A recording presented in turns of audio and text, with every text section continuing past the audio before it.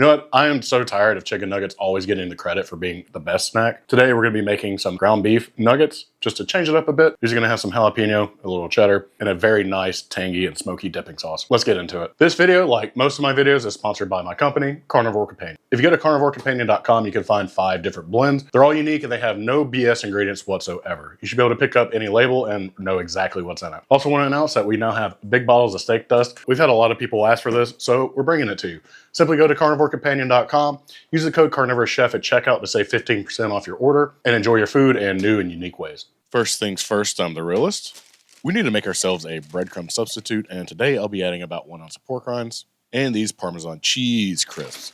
The whole bag, which is 2 ounces. Blitz them in a food processor for about a minute or until they're nice and panko crumb-like. I usually just use pork rinds for things like this, but I thought these would add some nice toastiness to these nuggets. Don't wash out that food processor quite yet because we need to get the beef prepped in there. Add in 1 pound of ground beef, some shredded sharp cheddar. Feel free to use the block of cheddar if you don't like the pre-shredded tree bark. Oh, and I'm adding about 4 ounces. And the star of the show, which are these pickled jalapenos. We'll want about a 1/4 cup of these in there. And finally, we'll need to season it up. I'm going to use my spicy ranch seasoning from my company, but feel free to just use salt and pepper. I'm going to be adding about 2 teaspoons worth of seasoning. Finally, pulse this until there are no longer any whole jalapeno pieces. We're just looking for smaller chunks of it.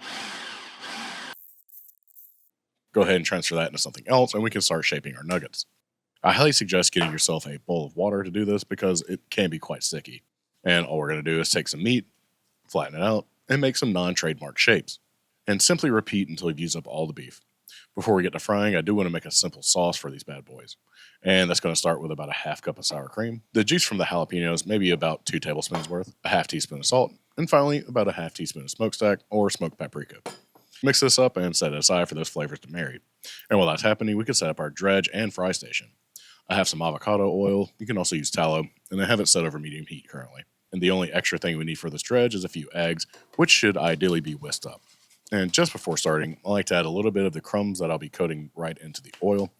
This gives me a good indication of when it's ready to fry.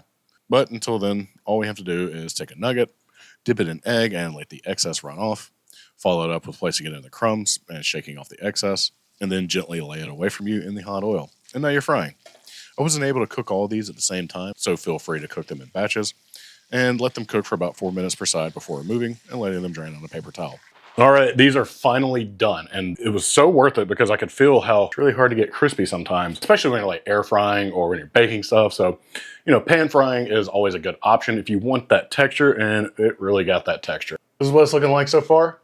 Looks like a little nugget of goodness. I am excited to taste it. They smell great when they were cooking. The jalapenos coming through a little bit without, you know, killing you. Like, I'm going to give this a little dip and a taste, and cheers. I mean, to be fair, the inside just looks like a burger patty, but it's so flavorful. The spicy ranch really did a lot in helping elevate the pickled jalapeno as well. And the cheddar is actually coming through nicely. It's a little toasty, as well as the Parmesan crisps from the batter itself. Also adds a little more toastiness to it. And this sauce is just spot on. It's just tangy enough, and it's just smoky enough to add a little extra complexity to all of this. And I've done beef nuggets in the past, but before it was literally just like ground beef with a little bit of seasoning and a coating. But I think I have some other good ideas I'm going to take with this. If you have any suggestions as to what you want me to do with this, please leave them down below. But I do have a few ideas off the bat that I think I want to try, and, you know, be on the lookout for them in future videos. So make sure that you subscribe to stay up to date with anything new. But that's it. I'll see you on the next one.